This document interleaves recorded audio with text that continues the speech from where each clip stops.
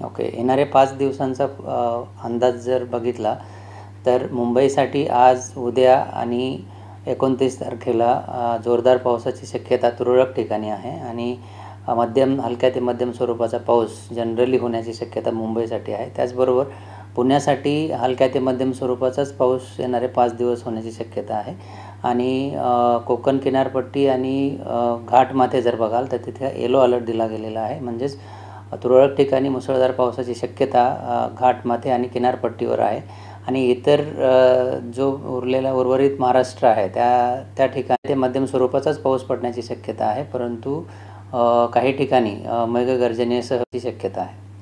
कोकणात काय परिस्थिती असेल सर पावसाची गणेशोत्सव काळात? कोकणामध्ये जसं मी सांगितलं की तुरळक ठिकाणी मुसळधार पावसाची शक्यता कोकणामध्ये आहे आणि येलो वॉर्निंगच आत्ता तरी दिली गेलेली आहे. त्यामध्ये जर काही अपडेट्स असतील, चेंजेस असतील तर ते वेळोवेळी दिले जातील.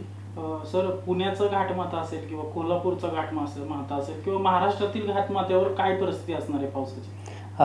उत्तर महाराष्ट्रातील जे काही घाटमाथे आहेत तिथे येलो अलर्टच दिला गेलेला आहे. म्हणजेच तुरळक ठिकाणी मुसळधार पाऊस पडू शकतो, परंतु कोल्हापूरचे स्पेशली काही घाटमाथ्यांवर ऑरेंज अलर्ट दिला गेलेला आहे, परंतु त्याचा इतका परिणाम होणार नाही असं एकंदरीत दिसतंय. त्यात काही चेंजेस असले तर ते कळवले जातील. आणि पुण्याच्या घाटमाथ्याला अतिमुसळधार पाऊस होण्याची शक्यता असं काय आहे का? आत्ता तरी तसं दिसत नाही किंवा आत्ताच्या वॉर्निंग्समध्ये तरी फक्त येलो अलर्ट आहे. म्हणजेच तुरळक ठिकाणी मुसळधार पाऊस पडू शकतो. त्यामध्ये जर चेंजेस असले तर ते सुद्धा कळवले जातील, परंतु एकंदरीतच जर हवामानाचा अंदाज आणि जर विश्लेषण बघितलं तर त्यामध्ये येलो अलर्टच आता दिसतोय आणि त्यामध्ये चेंजेस असले तर सांगितले जातील.